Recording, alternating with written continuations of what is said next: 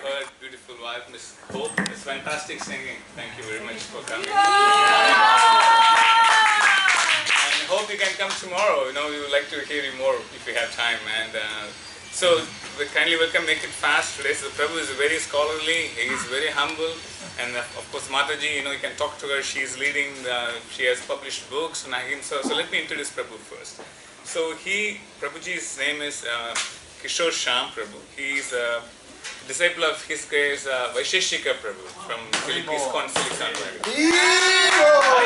And he's not just, his resume goes on and on. So he's a PhD student at the Center of Dharma Studies. And he's in Berkeley, and he's doing his dissertation. He'll be graduating in a few months. And his dissertation involves systematic Gaudiya Vaishnava ethics with particular emphasis on animal rights and environmental theoetics, very high sophisticated studies here. And he has translated several Sanskrit literature and has been academically over 5 years at UC Berkeley. And of course, he has studied yoga and Sanskrit from where? India. So we come here to learn, and he has gone there to learn Sanskrit yoga. And he has, now he holds an MA in Buddhist studies. Wow. And he worked on translating translation of Buddhist Pali Canon. I don't even know. And spent several years editing and translating the writings of Jain Acharya Sushil Kumar.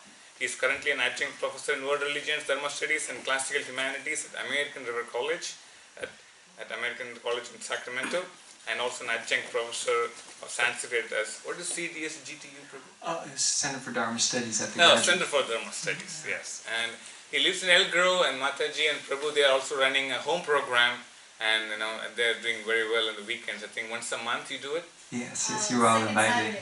Saturday. And they brought their friends too, and Prabhu has come before too. Thank you for coming. Prabhu, what's your name, Prabhu? I'm David. David, thanks for coming, and we will talk at the end of the program. We don't want to take too much time off Prabhu in the class. We will talk after the program, and we kindly request all of you to come tomorrow. I mean, if it's not open for public, if you're leaving early, I'm just announcing because we want to protect people and we don't have resources to ensure safety for whoever comes, But if you're close friends and we know the limitations, you're welcome tomorrow. And Prabhu and Mataji, hope you can make it tomorrow too, if possible. Hare Krishna. Hare Krishna. Let's get started. Please accept my humble obeisances. As my Guru Dev would have said this weekend, you guys are the most worshipable in all the three worlds because you are all Vaishnavas, and I'm honored and blessed to have been invited to speak here, so thank you for having me. I do lament that Guru Dev was unable to join us this weekend. I'm sure a lot of you guys were looking forward, but we will get him soon, hopefully, again. So we have a little bit of time crunch, and Gunarnava Sitaram Prabhu requested I speak about Bhagavad Gita 2.16. I started reading Bhagavad Gita probably 25 years ago or so, and I didn't get really past the second chapter for many, many years. And I remember being particularly stuck on this verse. And I read several different translations, and I couldn't make heads or tails of it. It's a very complex verse. Srila Prabhupada did a very nice job simplifying it. Now, instead of doing the normal call and response, I'm going to try to move a little bit quicker because we only have about 45 minutes for what is arguably one of the more complicated verses in the entire Bhagavad Gita. So I'll just read it quickly if you want to say with me. Nasato vidyate bhavo, nabhavo vidyate sataha, ubayorapi dardishtum tvas, tvanyos tattva dardishivihi. So the translation, this is by His Divine Grace, Srila Prabhupada. Those who are seers of the truth have concluded that the non-existent, that is the material body, there is no endurance, and of the eternal, the soul, there is no change. This they have concluded by studying the nature of both. Okay, so there's a couple important statements in here, and really it's the first two padas. Pada is the 4 parts of the verse. This first two padas, nasato vidyate bhavo and na bhavo vidyate sataha, that's particularly what I'm going to look at here. So those that are seers of the truth have concluded that. This is actually the last pada. And I've highlighted the ones that we're going to focus on today. Of the non-existence, again this is Srila Prabhupada's translation. Of the non-existence, the material body, there is no endurance. That seems pretty straightforward, right? Body doesn't last forever, as much as we hope it does. Your green smoothies won't make it last forever. Your health food, lentils, as good as lentils and kale are, the body will still go, huh? Especially if you get coronavirus, which is probably not funny. I'm sorry, not funny. Okay. And of the eternal, there is no change. And in this case, we're talking about change in terms of decay with time, is the feeling here. This they have concluded, this is the wise ones, right, the seers, by studying the nature of both. So again, the basic point is that the material body, and now I'm starting to highlight the couple Sanskrit terms here that are operative here. The material body, this is Srila Prabhupada translating asat, does not endure. This is Srila Prabhupada translating bhava. And I'll explain something, do a little philology on these words as we proceed. And then the second, the soul, sat, doesn't change, abhava. Okay? And then the ending, asata, sataha, that would be, for those of you who care, that would be a panchami vibhakti, the ablative case. So, obviously, this is the section of the you are not the body section of Bhagavad Gita. As you guys have been watching the verses develop and unfold, right? Particularly starting with 2:13, right?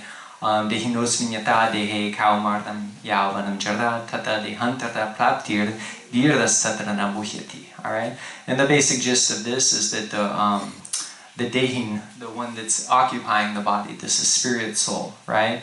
In the same way that it is still the same during kaumarta, yauvana, and jarda, that's childhood, youth, and old age. In that same way, dehantara, at the antara of the deha, at the end of the body, that's death, when it arrives, praptir, right? Then it continues, right? In that same way.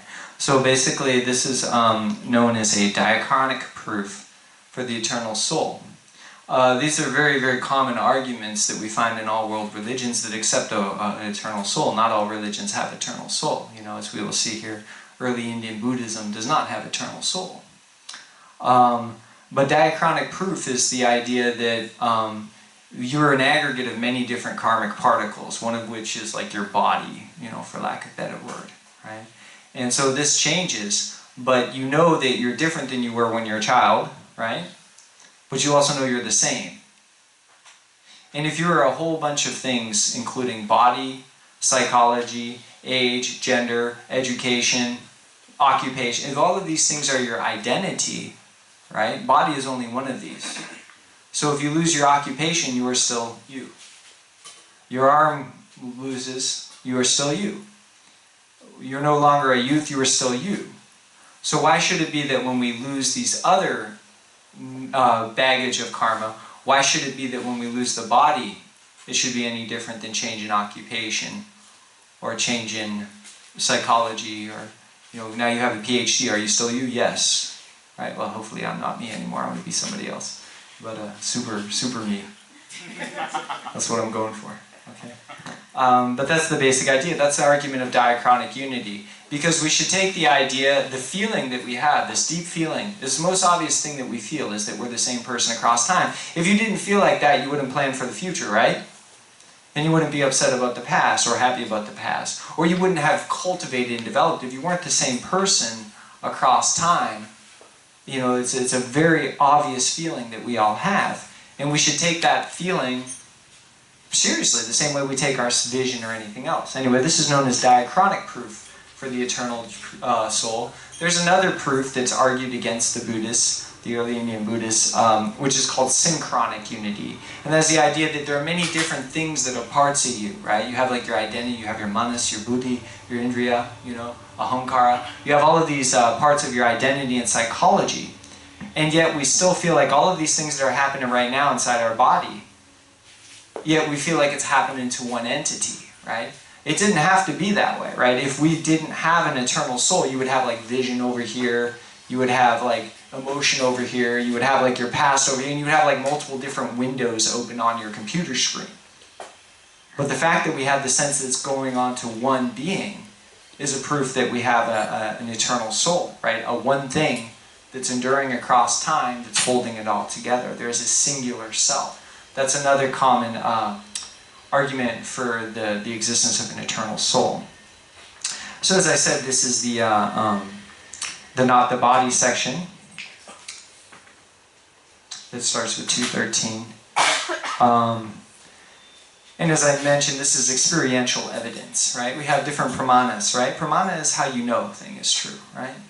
Like we can reason with it logically, right? We can use a comparison, right? If I tell you, go get my buffalo, and you say, what is buffalo? This is Nyaya Shastra, right? Or you go get my buffalo. What is buffalo? I said, well, it kind of looks like a cow, right? And you're okay. You start wandering through the forest and you see something that looks like a cow. You say, oh, this must be a buffalo, right? That's argument by comparison. Upama, that's a way you would know.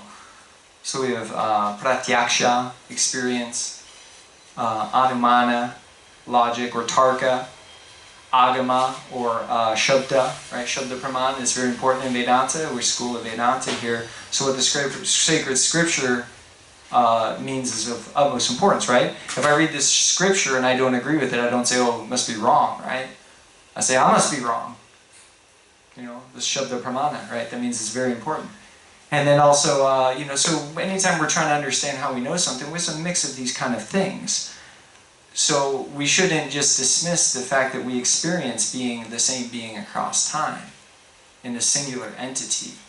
And actually, if we weren't an eternal, stable entity, how would we notice that change was happening? Like, think about it, right? If everything in you was changing, it wouldn't seem like change. I mean, everything would be just flipping around, right? You would notice change. The only reason you notice change is because there's part of you that's stable, part of you that's eternal. And that's what allows you to see the change. So the contrast between, oh, I'm same guy here, and everything is changing, that is what gives me the sense of change, is because there's something that stays the same. Otherwise, I wouldn't perceive it like this. All right, so this is very basic kind of common sense arguments for the existence of the soul that the Bhagavad Gita is working with here. And then we also know this because through meditative practice, this is kind of like early Shramana kind of thing. Sorry, I didn't put the English translation in too because I didn't want to overwhelm the slide. But this is basically the idea that tamstitikshasva bhardata, right? You should, when you learn to endure, right? Through like meditative practice, not identifying with the body, you can endure shitoshna, right? Shita, ushna, hot and cold, right? Dukkha, sukha, right? It becomes sama, right? This is samatva, is the big theme in this part of the first 6 chapters of Bhagavad Gita. The samatvam. The idea that you're cultivating a sense where you're so rooted in your soul, your attention is so focused on the soul, the eternal soul, that whatever changing thing happens to external body does not disturb you, right? Because you're that situated in the soul. And this is the idea. So you become titikshas, right? You titiksha, right? You're able to endure this kind of thing, right? And then we have this is again samasukha dukkha, right? The same of samasukha dukkha, right? That's mental stability. The vicissitudes of life change, but because I know I'm the spirit soul, I'm unaffected. Like part of me is affected. You know, I will feel the pain, but I won't identify with the pain. Is the idea, right? And that's where you understand amrita, right? Your immortal nature there on 215 on the last pada. Okay, so back to the basic points. This is just, what I'm pointing out is that Srila Prabhupada has taken a very specific reading on this. You know, the beautiful thing about Sanskrit is that it's infinite meaning, right? You can take any verse. I mean, I'm sure you guys know what this is like when you've been reading the same verse over and over your whole life, and every time you read it, something new, huh? This is the opposite of English. English is restrict the meaning. It means specifically that, that's it, as concise as possible. With Sanskrit, it's like a dharma kshetra, right? It's like a field that's constantly growing with more and more. As you develop, the Shabda Praman changes you, right? It nurtures you, right? Your bhakti lata, you know, continues to sprout. So Srila Prabhupada has taken a specific reading for a specific audience. He's really thinking about Western materialism, right? He's coming to the West with Bhagavad Gita, and he's thinking, what is in the West, right? What do we say? I went to India to learn about Dharma, right? Because like Srila Prabhupada used to say, that India has no legs, and the West is blind, right? So if they can just get together, it's like piggyback ride, right? You know, like we're blind, but we have the prosperity, the material prosperity of legs, but we have no spiritual insight because we're so stuck on materialism and all this other thing. But India has the Dharma, and it's had Dharmic civilization for thousands and thousands of years. So if we can just learn as Westerner, right? So he's thinking about this a lot, and so he really leans on this particular understanding that's justified by the context of the material body not enduring, right? And that the soul doesn't change in the sense that it doesn't decay the way the body does. Okay? So these are some of the points I make. These are all some of the stuff in Srila Prabhupada's purports. We didn't read the whole thing, but you can see some of this will unfold, right? The spirit soul exists permanently, and the spirit soul is remaining the same despite the changes of the body and the mind. Okay, this is pretty simple what he means here. And this is alluding to the difference between spirit and matter. This is philosophical school of Sankhya. Right? Alright. So this is how he's referring to existence. Non-existent, sat, asat, is spirit and matter, the difference between spirit and matter. And this is the reading that he's doing. So this justifies his basic reading. Alright? Now here's the interesting thing. The Bhagavad Gita is a polemic text. That means that it's putting forth a specific philosophical point of view that's refuting numerous other philosophies. Right? It's refuting Nyaya Vaisheshika, which I'm not going to talk about here. That's one of the things that this verse is refuting. It's also refuting the Buddhism that was current at the time. You know, the one where you don't have an eternal soul. Right? That you're just an aggregate of karma. And if you want a moksha, if you want liberation, you just stop the cause of karma, which is Trishna Upadana, Ragadvesha, clinging and craving, aversion, attachment. You stop clinging, craving, aversion, attachment, you quit being reborn. Stop the cause, and then what happens? Buddha says, we don't know. Buddha refuses to answer in Pali Canon. He says, how can I as an ignorant being talk about what it's like to be, or how can you as an ignorant being who isn't ignorant anymore, how could you as an ignorant being talk about liberation? You would just be making an ignorant construct, so we won't talk about that. But they very much didn't believe that anything endures. Right? So this text, we'll see, this particular verse will be a refutation, as we've seen, the atheism and the materialism of the West, which is the reading that Srila Prabhupada leans on, right, based on the context. But it's also a refutation of Buddhist philosophy. And Advaita Vedanta, I would say. Even though Advaita Vedanta wasn't current at the time, it was an afterthought, because Adi Shankaracharya did a commentary on the Bhagavad Gita and the Brahma Sutra as well too, and those are where his Advaita Vedanta comes from. But I think that, you know, as most people in our Sampradaya know, like, it's very hard to get the conclusion of Advaita Vedanta with a strict reading of Bhagavad Gita. You know, like we know, like Srila Prabhupada would ask, why don't you believe Krishna when he says he's God? I mean, he says it how many times in Bhagavad Gita? Why don't you believe him? Why don't you believe him? I mean, he says it. You know, so I think that this verse is very strong evidence against the position of Advaita Vedanta with the close reading. And this is also a verse that is contrary to the ex nihilo idea of Abrahamic traditions. Like you guys may know or not, but Abrahamic tradition has the idea that God created time and material, what we would call material world or samsara, right, out of nothing.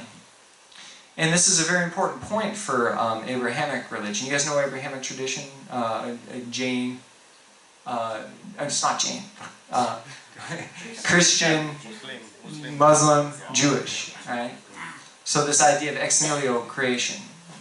Yeah, okay, one more time. Christian, Jewish, Muslim, okay. Because I'm going back and forth a lot, I'll get confused. But the idea is that, you know, in the material world, all kind of bad things happen, right? You know, like people will kill an animal, or but if the material world was made out of God, then when an animal's killed, then it would be violence against God. And so Abrahamic traditions don't like that. So they would rather see material world be born out of something, out of nothing really, than out of the body of God. Like you get mad at your kid, you know, and you hit your kid. And of course, nobody in here would do that, but maybe. Depends on how much they get on your nerve. You guys, your parents don't hit you. Well, back when I was young, but if you're mad and you hit your kid, and your kid is an expansion of God, their body's an expansion of God, you just hit God. Right? So this is abhorrent in the Abrahamic tradition, right? Like we don't want that to happen, so ex nihilo, out of nothing. So I'll show that that's the position of Abrahamic tradition. That's not the position that this sutra is putting forward. It's a very different position. Okay, so philology I'm just going to use as like a linguistic analysis. So we're really going to lean heavily on these particular first two. You see where it says P1 there?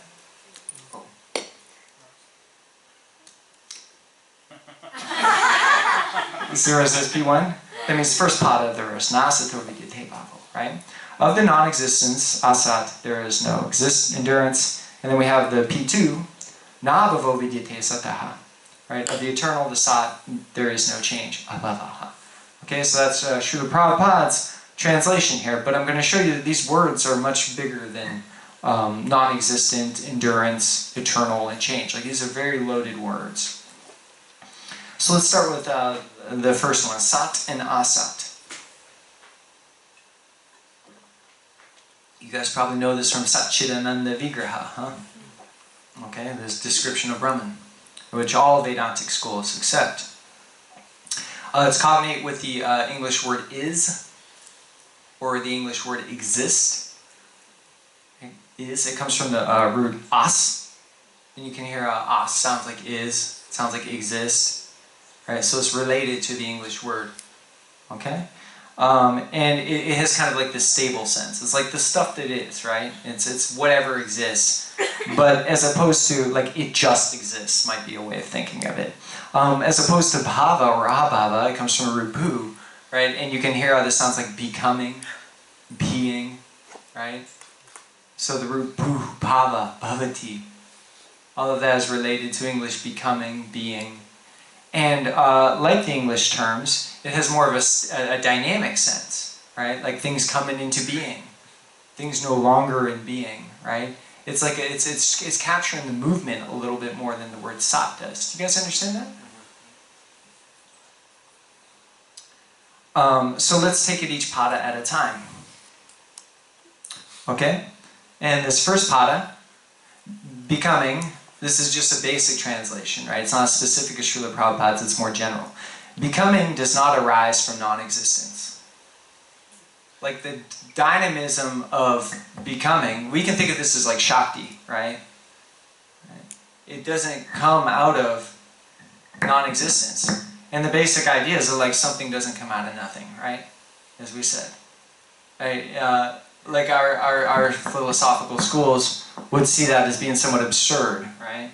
But it's also tricky. We got to be careful how much we say that because Krishna can do anything, right? So if he wanted to, he could. I mean, we can't deny that he could, because Krishna, after all, can create a mountain that's too heavy for him to pick up, and then he can pick it up.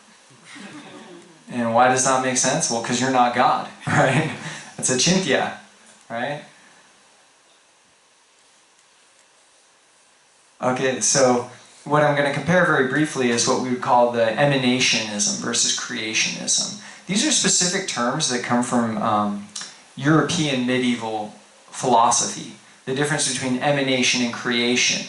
Like we think generally like God creates, right? And you know, we don't have a hard time saying that, yeah, God creates, right? But we don't realize is that term creationism has a specific history in European history, and it implies out of nothing. It implies out of nothing. And technically our tradition is not creationist because we don't believe out of nothing. We believe in the expansions of the Shaktis, right? Krishna's Shaktis. And so that comes from, this is related to a Pancharatric system, if you know this one, right? And this is going to be a refutation of the Kshanikavada. So actually the Buddhists of this time believe in something of like ex nihilo, right? Out of nothing. Because the Buddhists believe literally at this time that there's only one thing that's real, and that's the exact present moment, which is made up of these subparticles called dharmas that disappear the second they come into existence. Before they exist, there's nothing, and after they exist, there's nothing. So where we would see a paradoxical relationship between past, present, and future, right? Are they different? Yes. Are they the same? Yes. I mean, we answer every question like that. Is it different? Yes. Is it the same? Yes. Right? Achintya, Veda, Veda, right? That's what it means. The Buddha says, no, no, no. Present exists. Everything else is fake. No past, no future, right? And this is the idea of Buddhist momentariness, right? So literally, this moment came out of the nothing that is the past. As opposed to our position that this moment is a transformation, is the word that we'll look at. Parinamavada, Satkaryavada, if you're familiar with some of these larger, broader Indian categories. So in a sense, both Abrahamic traditions and the early Buddhist traditions believe that bhava, the becoming of what we see around us, this constant, ongoing, unfolding, dynamic process, they believe it comes from asat, non-existence, ex nihilo, creation out of nothing for the Abrahamic traditions, and because only the present moment is real for the Buddhist tradition. You understand? Okay. Void. Basically void. Sorry, yeah, void. Yeah, they'll use terms like shunyata a little later on. That becomes Mahayana, but they actually backtrack on this quite a bit in the later Buddhism. Alright, so Srila Prabhupada's purport, he specifically uses the word emanation, and you'll notice this in Srila Prabhupada's writings. He's aware, that what we're doing is an emanation, right? You have the process of the Pancharaja creation is anywhere in our literature. Lagu Bhagavatamrita, right? Like the first part of that is. We have Chaitanya Charitamrita, off the top of my head, Adi chapter 4. Chapter 5, right, does this. And you see any number of this where you start seeing, like, the temple of the Vedic planetarium, right? What is that describing? It's describing the creation of the material world. The relationship of the spiritual world to the material world is an emanation, right? We have Vaikuntha realms, we have Brahma Jyotir, and then who's in charge? Vasudeva, Sankarsana, Pradyumna, Aniruddha, right? Well, we're all going to go, right? And then they open the temple of Vedic planetarium. This is the chandelier, right? This is the story it's telling. It's telling the story of emanation. And you have on the top, you have Radhakrishna Leelas in Braj, right? And then under that, you have 24 Vaikuntha planets. And then you have the emanation off of that, which is Brahma Jyotir, right? Which is the level that Advaita Vedanta gets. And then after that, you have Shiva, right? In Shiva Loka. And then after that, Vasudeva, Sankarsana, etc., Gargo Daksha, etc. Okay, so this is how it works. It's expansion. It's all expansion. Right? It's like different waves, emanations. So this is Srila Prabhupada saying, in the Vedanta Sutras as well as Srimad Bhagavatam, the Supreme has been accepted as the origin of all emanations. Right? Emanations are experienced by superior and inferior natural sequences. Right? So thank you. My wife is giving me the signal that this is too close. Alright? So Srila Prabhupada is very much aware of this emanationism. This is how Shakti works. This is how Maya Shakti exists, right? It becomes expansion, of the Antara Shakti. Okay? And so living beings belong to superior, as, like God, but we're just a parcel, the spark to the flame. And this is very important. There's no difference between, this is Veda Veda, Tattva 101, right? There's no difference between energy and energetic.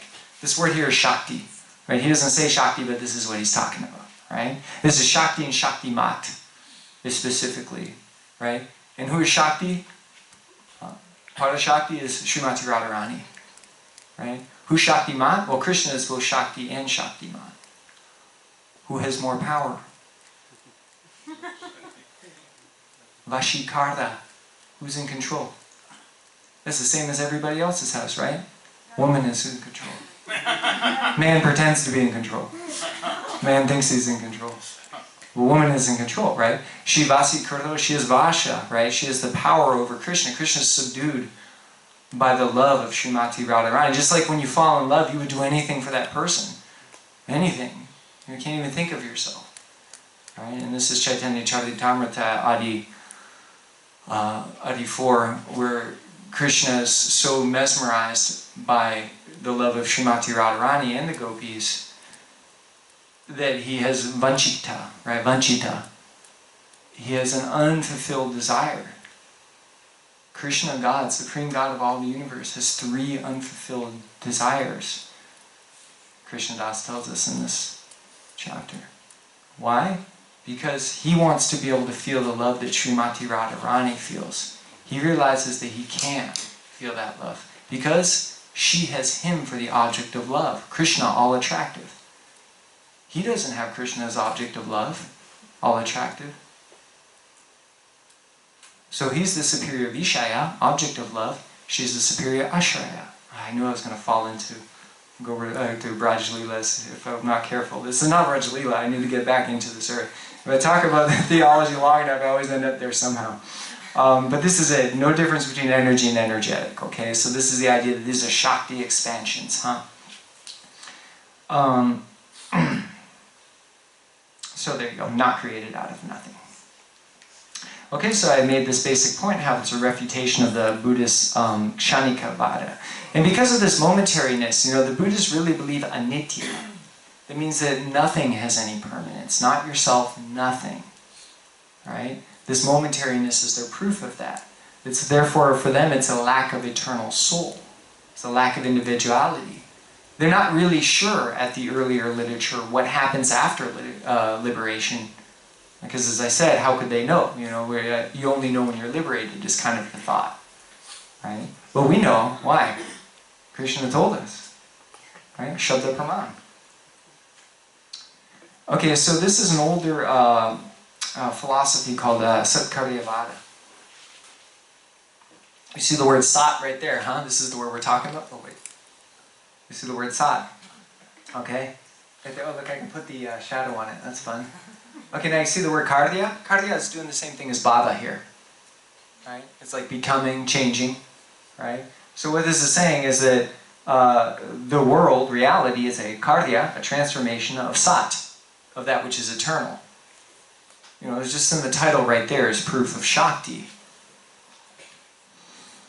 So the manifested effect, kardya is pre-existence in the cause. This is the common way of translating it, right? Philosophy of transformation, it's also known as parinama vada. Parinama means constant ongoing transformation. There's 2 types. This is important because we're going to get to refute Advaita Vedanta here. 12 minutes. Okay. So 2 types is prakriti parinama, right? Material world's a transformation, but also Brahma parinama, right? The Brahman is transforming. This is not like Advaita Vedanta, right? Advaita Vedanta is Brahman transforming? No, Brahman is still, Shanti, totally still, not moving at all, right? But from the philosophy of the sutra, no, Brahman is very much dynamic, very much movement. Okay? So, this we can see in Yoga Sutra, right? Parinamaikatva vastu tattvam. So Yoga Sutra sometimes makes things a little bit more concise than the Bhagavad Gita, but it says a lot of the same stuff. Like look at chapter 6 of Bhagavad Gita. It has all the meditation theory of Yoga Sutra, right? The Yoga Sutra says Parinamaikatvat vastu tattvam, right? And this is the idea is that vastu tattva, right, material stuff, is a parinama, a transformation of ekatva, oneness. This is a very different model than Advaita Vedanta. And so that's the prakriti, but then the other thing is parinama, that's transformation, is the world of Brahman, and this is where we get to the refutation of Advaita Vedanta, because Advaita Vedanta, instead of parinama vada, satkarya vada, they have a philosophy called vivarta vada, where Brahman is not transforming, but all change is just an illusion. It's not real. It's not real from the ultimate reality, from Paramartika. Okay? So, we can see this. The Kshanika Vada of the doctrine of impermanence of the Buddhists is a lack of eternal substance, such as Prakriti, and a lack of an eternal soul. Nothing endures at all for the Buddhists. Right? As opposed to the philosophy of this verse, is the idea that the world is a transformation, but so is Brahman as well. Okay? And you can see the 2 types of satkarya, right? Prakriti is changing, Brahman is changing as well too. I think I made that point sufficiently. Okay, so let's look at the second pada. That was just the first pada, okay? Second pada. That's the last one I'll do, right? And a really general way of translating this is non-becoming is not found in existence. This is what I don't like about English. Double negative, right? Like, I don't know, I was raised, English is my mother tongue. I don't know if it's different for somebody whose mother tongue is not English. But instantly, if I hear a double negative, my brain doesn't even try. It just says, I don't get it, right? And then you'll find like Sanskrit will have negative, negative, negative, negative, negative. And you know, in the English, you're trying to like add it up. You're like, okay, so this negative means no, but then if you have the double negative, it means yes. And then another one means no, and it's like, no, that's not really what it means in Sanskrit. In Sanskrit, it's just like no, no, no, no, no, you know? But in English, every time you say no, it flips it back to yes, right? So, okay. But anyway, non-becoming is not found in existence. The idea of non-dynamism is not something that exists. That's literally what this verse is saying. Okay? So this is a refutation of Advaita Vedanta, because it's not that, this is what this verse is literally saying, it's not that not becoming is not found in existence. That's what it says. Right? Na sato vidyate bhavo, na bhavo vidyate sataha. Right? So it's saying non-becoming is not found in existence. It's not that, as the Advaitins propose, ultimate existence, part of the Martika, doesn't involve the dynamics of the process of becoming. Okay, again, this is a refutation of the Vivarta Vada of Advaita Vedanta. And their theory rather holds that transformation is not real. I don't know how you would get that reading out of this verse. I didn't actually go to Shankaracharya's commentary on this, which would be like a fun further studying, but you know, we're already out of time. I don't understand how you could get the idea out of this verse that Brahman, that Sat, is still and is not moving. I don't know how they can get, well actually I do know how they would do that. They would just say, oh, this is secondary truth. This is Vyavaharika verse, you know. Like as if you can walk into Shastra and say, oh, I like this verse is better and these ones worse. So these ones are part of Martika, superior ultimate truth, and these ones are Vyavaharika, worldly truth. And this is what Mayavadan is doing. They're going through the Shastra saying, we like these ones more, we don't like these ones. So we'll say these ones are spiritual reality, these ones are worldly reality, right? And then our position would be like, who are you to do this? It's Shastra. You can't say you like some better than the other. You have to understand them all. And if it feels like it's contradicting, that's your limitation. That's not Shastra's problem, that's your problem. Figure it out. You know, and this is how Vedaveda comes to be, right? So they believe that Vivarta is like a turning, error, revolving, unreality illusion. You know, it's the idea that that sort of dynamism is just fake, right? Like Shakti is really fake. I mean, that's kind of a sad thing for us to say when, for us, we're Krishna Shakti and Shaktiman. And Srimati Radhamani is Shakti. And everything is Shakti for us. Even Krishna's, you know, his Swarup, Shakti. Right? It's not Swarup Vivarta, right? So to say that Shakti doesn't exist, it like completely devalues or it just completely throws away our whole theology. And this is why we always have this tension. You know, it's like we can be okay with the Muslims and the Christians and you know, other different religions, Buddhists even, you know, we can get along. I just wrote a paper on Srila Prabhupada's position on Buddhism in the Journal of Vaishnava Studies. It's a nice one. But, you know, we can kind of be okay with that. But we can't handle Mayavadi saying that Krishna is Maya and that Shakti is Maya. Like, we can't handle that. This is like the one religion that just goes too far for us, you know. And this is why we have the unfortunate polemics. I think it's unfortunate that, you know, we tend to be hostile towards Mayavadi.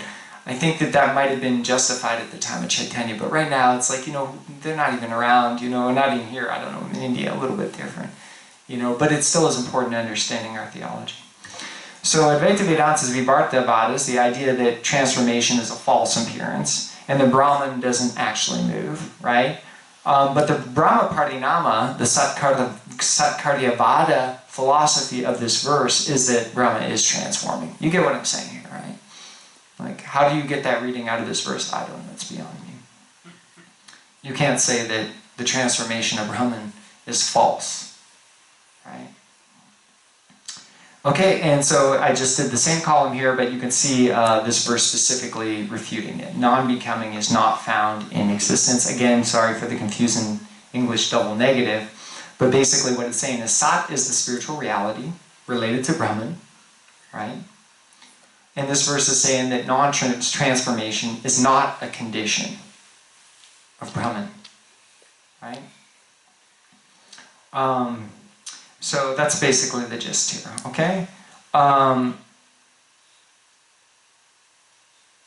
Alright, so this is where, this is important to know. You guys might notice that I changed topics, right? All the other previous verses starting with 2:13, Dehinos minyata, dehe, etc., right? And even it just keeps going throughout the second chapter. You have the you're not the body, you're not the body, you're not the body. But how did I get to this like Shakti and transformation, right? Well, it kind of takes a slight bit of detour. It's kind of like your soul is eternal and doesn't change in the sense of decay, right? And while we're speaking about things that are eternal, you know, let's talk about Brahman for a second. And it does this in 2:16, which is our current verse, and does this in 2:17 as well too. Where you can see the Avinashi Tutadvidi, right? The Avinashi, which is something that's not destroyed, and that's Yena Sarvamidam Tatam. That pervades everything, right? So you can see in 2:17 is very clearly talking about, you can't say your jiva, Yena Sarvamidam Tatam. You can't say your jiva pervades everything, right? Right? So this is clearly talking about Brahman as well too. So 2:16, 2:17, and maybe you guys will notice next week when somebody presents 2:17, you can start to see how there's like a little bit of Brahman coming into the otherwise section about the eternal soul, right? And this is really the Upanishadic dilemma, is what's the relationship between Atman and Brahman, right? And this is why Bhagavad Gita is Gita-upanishad, right? Okay, so we can say something about the emanationism of Parinamabhada, right? Again, we saw Srila Prabhupada said emanation, he said energy and energetic, right? And you can see the emanation is this simultaneous sameness and difference, right? This is a Beda, right? Because is material world the same as God? Well, no. Is material world separate from God? Well, no, not really either, because it's Maya Shakti. And this is how we like everything. We like everything paradox, right? And I should, if I could leave you with one more thing. So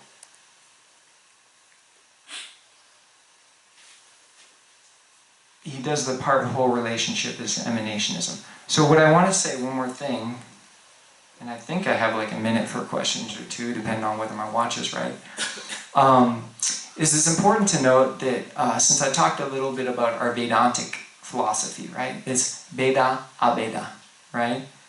Everything is simultaneously one and separate. What I want to ask is, what is the difference between paradox and contradiction? Is our philosophy contradicting? Because if it's contradicting, it's nonsense, right? Contradiction means this. Sorry, this is going to hit your brain really hard, but I'm just going to leave you with this. Contradiction means that A, the variable, we're doing algebra now, right? Formal logic, right? A cannot be B and not be B at the same time in the same way. This cannot both be a water bottle and not be a water bottle at the same time and in the same way. If I argue this is a water bottle and I say, oh, this is not a water bottle, I'm actually not making any sense. So why is it that we say everything is one, but everything is separate? Are we just contradicting ourselves? Are we just saying something that doesn't make any sense? So the question is, what's the difference between contradiction and paradox? Did you hear that last little clause I said really fast? A cannot both be B and not be B at the same time in the same way, right? That's where. Because this can be a water bottle and not be a water bottle at the same time. Different way, but in different way. Are you one with God? Yes. Are you two with God? Yes. At the same time? Yes. In the same way? Yes. No, that would be contradiction. Because then I would say, okay, you're the same as God and different from God at the same time, the same way. Well, that doesn't make much sense, right? Because it's just, you know, it exists and it doesn't exist, right? So you have to be at the same time in a different way, right? And so that's what Beda Taf was constantly doing. It's leaving this back door open where things in the Shastra seem like they contradict, right? You know, the Upanishads is full of it, right? Your soul is like salt dissolving in water. It's like a drop returning to ocean. That means you don't have a soul? No, because Katha Upanishad, suddenly the soul is the middle of a chariot wheel. It's individual, surrounded by the karma of the chariot wheel, right? Well, what do? Shastra's contradicting. What does Shankara do? He says, I like these statements better, I like these ones not as good, so we're going to say this one's true and this is not. And we say, were you to decide what part of Shastra you like? No, they must both be true at the same time, but in a different way, right? In a different way. And this is why forgive me if I can get proud of our theology for a minute, but this is why I really think that it's a superior philosophy, because it accounts for the way that things can seem contradictory, and can both be true, and therefore it is able to approach the nature of God, which is beyond our ability to understand, in a way that we don't just have to shrug our shoulders like the Buddha did. The Buddha said, how can I tell you? You're ignorant. Shrug your shoulders. He didn't answer the question. Right? But we say, no, we can talk about that which is undescribable if we just understand how paradox works, and that's our Vedantic system. I think that might be about exactly time right there. So I'll defer to Gunarnava Sitaram Prabhu what I should do now. Any questions, please? Thank you, Prabhu. Hare Krishna. Prabhu, why did Buddha held the knowledge when he was himself the Supreme Personality? Okay, so we have two different Buddhas. Like we have like our understanding of Buddha, as we have in Srimad Bhagavatam, who's come to stop the killing of the animals, right? You know, these Vedic sacrifices are killing animals, and because of Kali age, you know, the Vedic sacrificers can't do the mantra so that the animals sent to Svarga, so they're killing these animals, and because of it, they're getting the bad karma to be reborn, you know, and die the same way the animals. So he has to come and persuade people not to kill the animals, you know. And so that's Supreme Personality of Godhead as we understand the Buddha. That's not how a Buddhist understands the Buddha. The Buddhist understands the Buddha is, he was not Supreme Personality of Godhead, because Krishna can never be affected by karma. Krishna is sarva karana kardana. That means Krishna makes things happen, nothing makes Krishna happen, right? Because then something would be more powerful, with the exception of Srimati Radharani. But because then Krishna would not be all powerful, right? If something could push him around and say, oh, I have to do this, you know, that would make him not God, right? So that's how we understand, but that's not how they understand Buddha. Buddha was in karma just like us, but then got free from it. That's how they would understand Buddha. So it's a very different understanding of Buddha. And it's also not polite to tell Buddhists that their God is Vishnu, or the Buddha is Vishnu. I mean, like, we can say that, but say it inside your head, because Buddhists. I already told that. Yeah. One of my friends was going. Oh, yeah. Well, if he's your friend, it's okay. You say whatever you want, because he has to put up with you because he's your friend. So Yes, sir. we can use the analogy like we are changing, that's why the soul is not changing. Yeah. Because just to give an example, like say the nature outside, like it's changing like summer to winter, winter to this, the change is faster than the change in the body. Yeah. So how would you then justify, like, when in a shorter time frame, I see everything is changing, but I'm not changing. So I think body is like such. Correct? Are you saying it might be that you're changing, you're just changing a little slower? Slower, yeah. Yeah, And because... then outside is changing faster, so then we say this is a changing world and I'm not changing. Yeah. But then can we use the same analogy for the soul? Like, how do we know that soul may be changing, but it may be changing slowly? Yeah. It's a speed, difficult. Yeah. My feeling on this is there's a reason why the Buddhists didn't last very long in India. And it's because the philosophy that they had to justify this, it's good philosophy. I've read and studied and translated a lot of Buddhist philosophy. And it's good philosophy. Like, these guys are not dumb. They're smart. They're really smart. But they're kind of too smart for their own good, is kind of my feeling on it. Because what happens is you convince somebody of something that goes against your experience, right? And the basic thing, I think the reason why Buddhism ultimately was not successful in India, while Hindu Dharma was, or even Jain Dharma is very successful because of the same idea, is because it just seems obvious that you're the same person across time. And it's what you come to is you come to an idea of what are you going to listen to? Your Tarka, Anumana, or your Pratyaksha? Why would we let our logic talk us out of something? If I tell you, this carpet is not red, and I can maybe do some philosophy thing with it, and you go, okay, yeah, then you have to choose, what are you going to believe, your experience or your philosophy? And a very similar dilemma happened with the Buddhists. It's like, yeah, they could convince you that there is no soul. I mean, Srila Prabhupada said something like that, where I think he said somebody who knows Nyaya Shastra, actually it might have been the Chaitanya Charitamrita, but somebody who knows Nyaya Shastra can convince you that the sky is not blue. They can.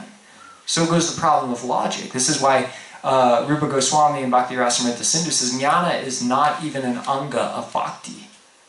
Jnana is important because, Jiva Goswami, talk about jnana, right? But it's not an anga of bhakti because it's got its problems. It's limited. There's only so much you can do with it because it's got this problem that sophistry is what we would call that, where you can convince somebody of anything, right? So you have to ask yourself, am I going to listen to a philosophy over my direct experience? And I think ultimately, when push comes to shove, after a few thousand years of this kicking around in India, people were not going to listen to their philosophy over their experience, which also a similar thing is with the Vedanta. Do you guys feel like individuals? Do you feel like you are in a room and there's that and there's me and there's this and me and there's you and me? You feel that, right? Do you know how much logic Adi Shankaracharya has to do to try to dispel you of the most obvious thing that you experience? You wake up in the morning, you are late for work. If there's no you and there's no work, tell your boss that and see if you get off the hook. Not going to happen. Right? So it's a very obvious experience, right? So you can do logic. You can do it. I can show you how logic works. It's a much longer discussion on how you can do that. But the basic idea is you just you switch axioms. But I won't go into that. Have I overstayed my welcome? Very good plan. Yep. You mentioned about common sense, and again, several things can be explained through common sense. Yeah, and it's an argument that philosophers take seriously. Philosophers will often come back to common sense. In the West, we have Descartes, for example, right? And he wanted to make the argument of what is common sense, what appeals to the sense. It's called a priori knowledge in logic, right? It's a thing that you don't necessarily have to question any further. And so he says, cogito ergo sum, right? He says, I think, therefore I exist. If I were to say that I don't exist, I'd be affirming the very thing that I'm denying. Because I would have to say, I, a thing that exists, don't exist. But in the process, I affirm the thing that I denied. Right? Quine will say the existence of an entity is affirmed by its quantifier. But that's a different thing. I just like Quine. So anyway, sorry, I go some places weird. But yeah, it's an important thing. This is the idea of an axiom as something that's self-evident. And we can ask why forever. But at a certain point it goes, well, it's obvious. You're always going to get to that, it's obvious, with logic. You have to stop that somewhere. And if for what's obvious for you is not obvious to the person you're talking to, there's nowhere to stop. You just go why forever. That's called a regress, right? That's part of the nature of logic. So ultimately, everything comes down to your experience, It's more obvious for us because we've been in Krishna consciousness. Yeah. We've realized the difference between body and soul. It took, for me, it took a little while to develop that. Yeah. When I was reading the Bhagavad Gita the first time and all that, it took me about a year or so to start developing, okay, there's me, and then there's the soul, right? And the changes that take place over time. But for someone brand new that doesn't know about Krishna consciousness, it's something completely different, right? Yeah, it's very hard. Yeah. And you can use argument. Like I can argue that you don't have free will, right? So, quick argument would be, listen, you don't have free will. You're not making a choice between multiple possible outcomes. There are not multiple possible outcomes. Ready for it?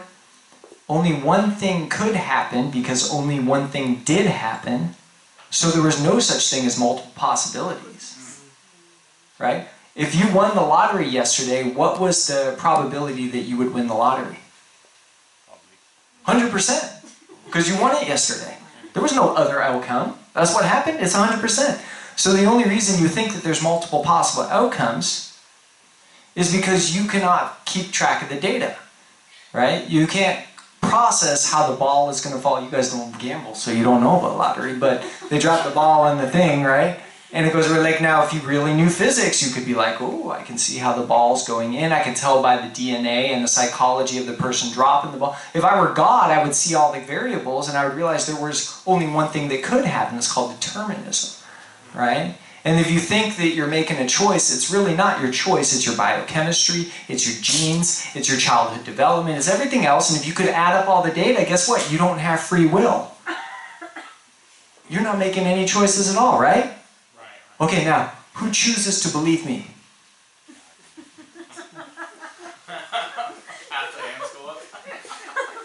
So again, we have the problem. Are you going to listen to my very nice logic that's perfect? Or are you going to listen to your experience? Like, I'm going to either choose to believe that or not.